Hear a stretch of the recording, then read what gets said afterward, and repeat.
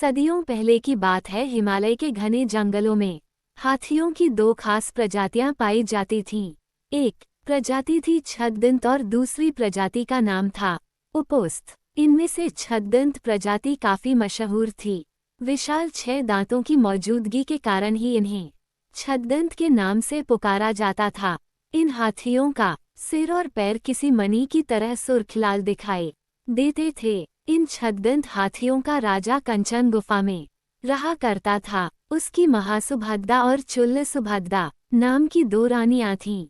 एक दिन हाथियों का राजा अपनी दोनों रानियों के साथ पास के एक सरोवर में नहाने के लिए जाता है। उसी सरोवर के किनारे एक पुराना विशाल वृक्ष लगा हुआ था। उस वृक्ष पर लगे फूल बड़े ही खूबसूरत और मनमोहक खुशबू वाले थे। गजराज ने खेल खेल में अपनी सूंड से उस वृक्ष की एक डाल को कसकर हिलाया।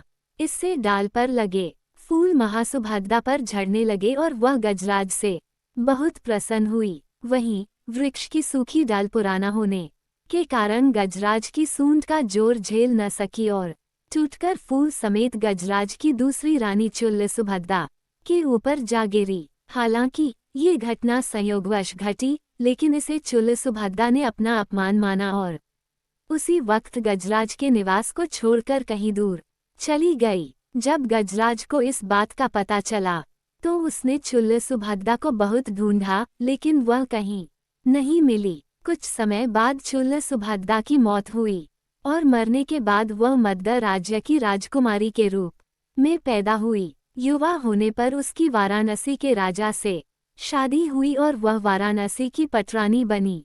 पुनर्जन्म के बाद भी वह छद्दंतराज द्वारा भूलवश हुए उस अपमान को भूली नहीं और उसका बदला लेने का सोचती रही। एक दिन मौका पाकर उसके वाराणसी के राजा को छद्दंतराज के दांत हासिल करने के लिए उकसाया। परिणामस्वरूप कुछ कुशल निषादों के समूह को राजा ने गजराज के दांत लाने के लिए भेज दिया। गजराज के दांत लाने के लिए रवाना हुई टोली का नेता था सोनुत्तर। सोनुत्तर करीब 7 साल का सफर तय करके गजराज के निवास पर पहुंचा। उसने गजराज को पकड़ने के लिए और अपना शिकार बनाने के लिए उसके निवास से कुछ दूरी पर एक बड़ा गड्ढा बनाया। गड्ढे को छिपाने के लिए उसने उसे पत्तियों और छोटी लकड़ियों से ढक दिया और खुद झाड़ियों में छिप गया। जैसे ही गजराज उस गड्ढे के करीब आया तो सोनुत्तर ने विष बुझा तीर निकालकर छद्दंतराज पर निशाना लगा दिया। तीर से घायल होने के बाद जब गजराज की नज़र झाड़ियों में छिपे सोनुत्तर पर पड़ी तो वह उसे मारने के लिए दौड़ा। चूंकि सोनुत्तर सन्यासियों के वस्त्र पहनकर आया था, इस कारण गजराज ने सोनुत्तर को जीवनदान दे दिया।